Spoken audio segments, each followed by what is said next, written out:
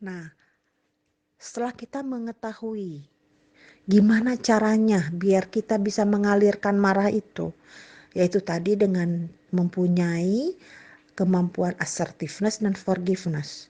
Terus apakah dengan serta-merta kita mempunyai kemampuan tersebut?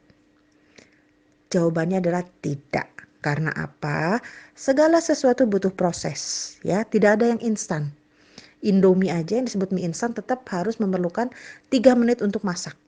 Apalagi ini namanya dengan emosi.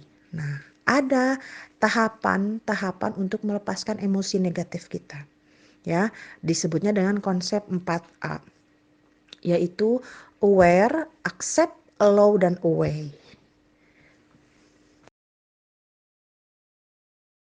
Apa yang dimaksud dengan aware? Aware itu adalah kita menyadari bahwa kita memiliki emosi tersebut. Kita punya rasa marah, kita punya rasa kesal, kita punya rasa dendam. Nah, kita harus menyadari itu, aware, ya. Kemudian setelah kita menyadari itu, maka kita terima kondisi itu. Kita terima, oh iya, saya terima kalau saya punya rasa dendam terhadap orang itu. Saya terima kalau saya memang marah sama dia. Wajar saya marah sama dia. Wajar saya kesal sama orang itu.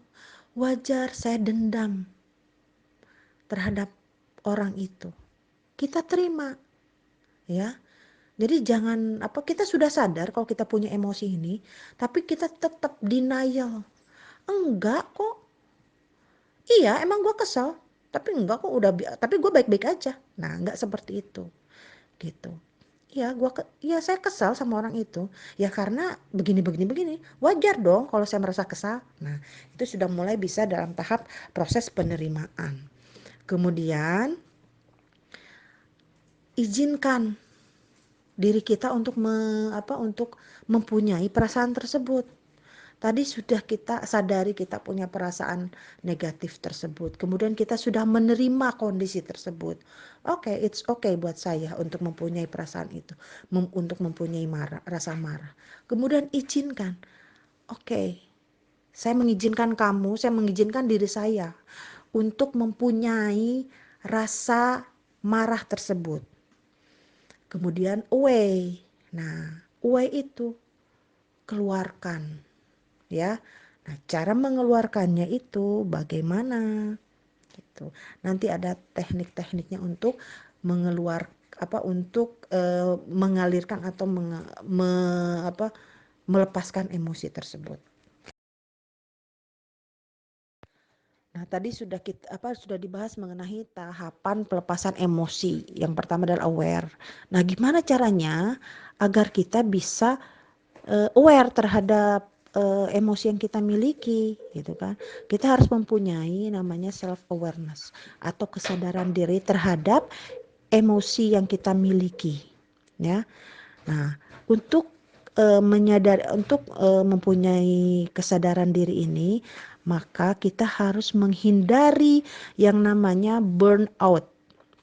Burnout itu adalah kondisi psikologis yang rentan membuat kita menjadi reaktif, menjadi impulsif gitu. Begitu kita emosi langsung marah-marah.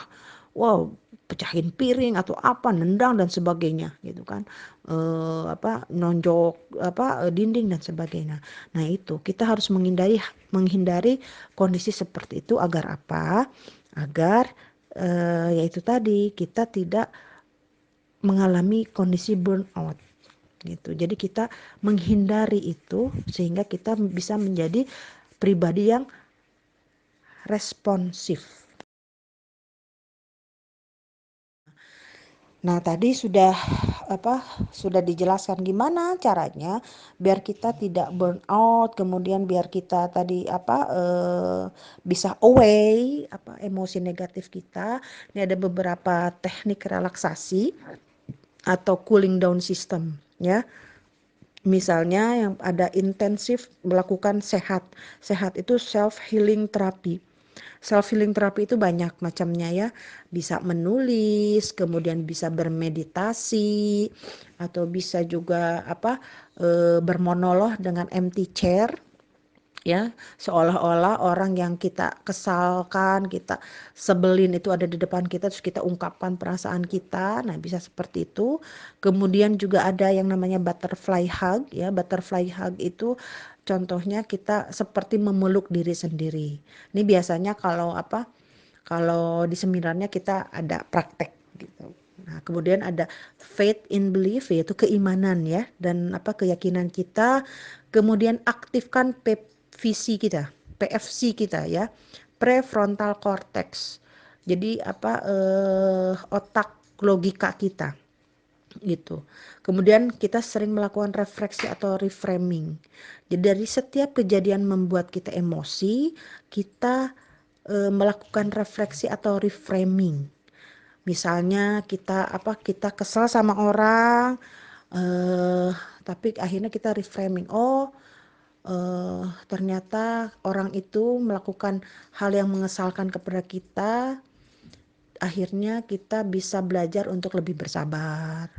Gitu, seperti itu ya. Jadi melihat segala sesuatu kejadian yang kurang baik itu dari sisi baiknya, dari sisi positifnya.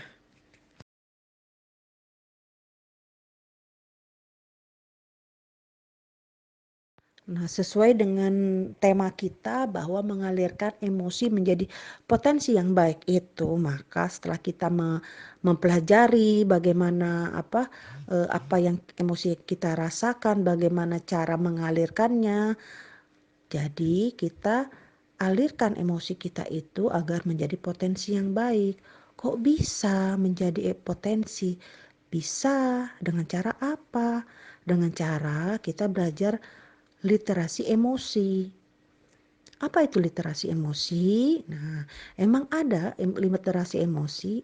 Ternyata literasi itu tidak hanya terkait dengan bacaan, membaca buku dan sebagainya. Dalam hal emosi pun kita ada literasinya, ya.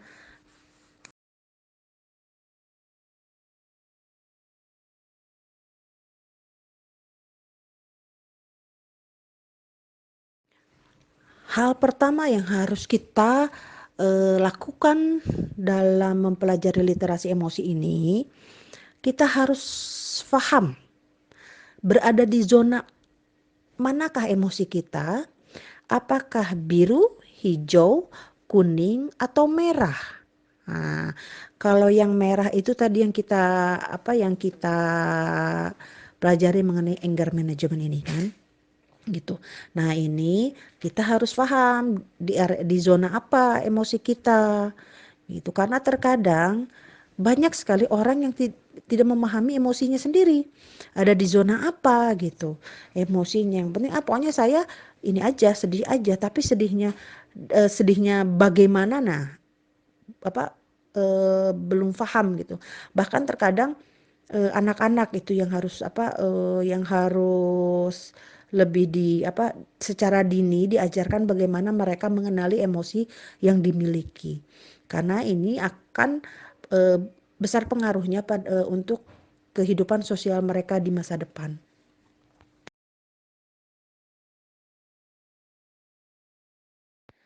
Definisi literasi emosi sendiri menurut Stern di bukunya tahun 97 adalah bahwa literasi emosi itu kemampuan untuk memahami emosi diri, kemampuan emosi diri sendiri, untuk mendengarkan orang lain dan berempati dengan emosi-emosi mereka, serta untuk mengekspresikan emosi secara produktif. Nah, ini definisi literasi emosi menurut Stern itu. Nah, banyak orang yang tidak bisa memahami emosinya sendiri, terutama orang yang menderita kesehatan mental, kegangguan mental itu sulit untuk dirinya itu untuk mengetahui apa yang sedang saya rasakan. Saya sering terkadang saya kalau menghadapi klien itu harus dipastikan dulu apa yang dia rasakan saat ini. Benci, marah, kesal, sedih, kesepian, bosan atau apa. Nah, ini harus harus kita pahami emosi kita, karena kalau tidak maka penanggulangannya pun atau mengatasinya pun akan berbeda caranya. Untuk memenuhi untuk menyembuhkan emosi itu pun juga akan berbeda caranya. Setiap zona mempunyai mempunyai cara mengatasi yang berbeda-beda gitu. Nah, ini adalah kemampuan dasar buat kita, terutama buat kita sebagai ibu, sebagai orang tua, agar apa? Agar kita bisa membantu anak-anak kita atau pasangan kita dalam memahami emosi yang dirasakannya.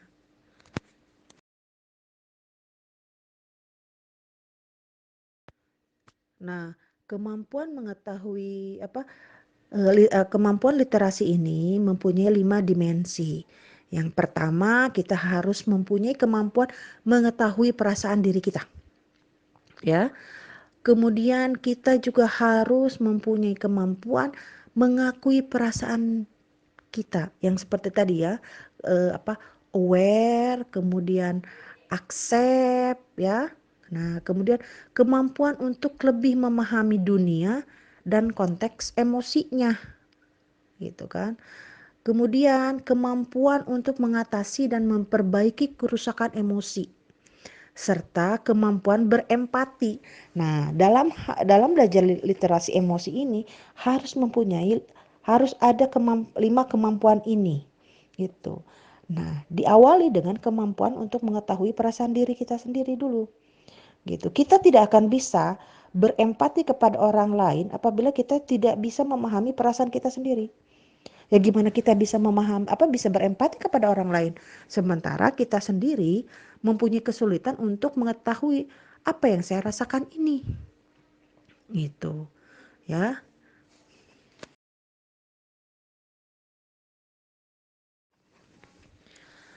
Nah, untuk dimensi yang pertama, jadi mengetahui perasaan diri kita sendiri. Ternyata emosi manusia itu mempunyai 7 macam. Ya, ada cinta kasih, ada yang namanya sedih, takut, jijik, kenikmatan, malu, marah, dan terkejut gitu. Ada 8 ya, bukan 7 gitu. Mohon maaf nih salah ini. Nah, jadi kita bisa memahami nih. Kan kita nih di sini ada cinta dan kasih itu apa? Bisa kita mau bersahabat, menerima orang lain, kemudian percaya, baik hati. Kemudian kalau sedih itu apa? Kemudian kalau takut itu apa nih? Ada contoh-contohnya. Nah, kalau setelah kita mengetahui nih 8 macam emosi manusia ini, kemudian jenis-jenisnya, maka kita bisa mengetahui nih. Oh, yang saya rasakan ini ternyata gitu kan. Nah, jadi kita bisa membantu anak kita, pasangan kita, keluarga terdekat kita untuk memahami perasaannya. Nah, apabila kita bisa memahami perasaan yang kita rasakan, otomatis kita nanti akan bisa mempunyai empati kepada orang lain. Karena kita tahu, oh ini bukan sih yang kamu rasakan. Iya, oh oke, saya bisa memahaminya. Saya bisa merasakan apa yang kamu rasakan.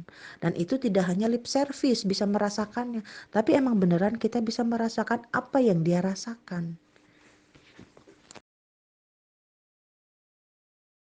Sebelumnya sudah dijelaskan mengenai jenis-jenis emosi manusia. Nah, setelah kita mempelajari jenis apa yang kita miliki, apa yang kita rasakan, nah kita bisa memenuhi kebutuhan dari emosi tersebut gitu. Contoh misalnya tadi cinta dan kasih yang emosi yang kita rasakan itu terkait dengan cinta dan kasih, misalnya persahabatan atau tidak dicintai dan sebagainya, maka kita bisa memberikan atau memenuhi kebutuhannya itu. Jadi kita akan menyayangi, kemudian memahami bahasa cintanya dan sebagainya gitu kan. Kemudian kalau misalnya malu, kita merasa bersalah, ternyata itu adalah salah satu jenis emosi dari malu gitu kan. Nah, maka kalau misalnya kita merasa bersalah, bagaimana untuk memenuhi kebutuhan emosinya, maka kita coba maafkan gitu. Nah, inilah apa yang harus kita pelajari agar kita bisa memahami emosi yang terjadi pada kita, yang terjadi pada anak kita, pada pasangan kita, pada sekeliling kita, dan kita bisa memenuhi kebutuhan emosi mereka. Gitu. Jadi tidak ada lagi yang namanya tantrum, tidak ada lagi yang namanya nanti luka pengasuhan, luka pernikahan. Karena apa? Karena kita sudah bisa membaca emosi dari mereka, emosi dari diri kita, dan kita bisa memenuhi kebutuhan emosi tersebut. Setelah kita memahami bagaimana cara mengalirkan emosi kita, kemudian bagaimana cara membaca emosi kita, maka potensi apa yang akan tumbuh dari diri kita? Nah, potensinya yang akan tumbuh adalah kecerdasan emosional kita akan meningkat. Gitu ya. Karena apa? Dari kecerdasan emosional itu maka kita akan punya self awareness, yaitu tadi kita mampu menyadari emosi apa yang sedang kita lakukan. Kemudian motivation, kita bisa memotivasi diri kita dari emosi yang kita rasakan.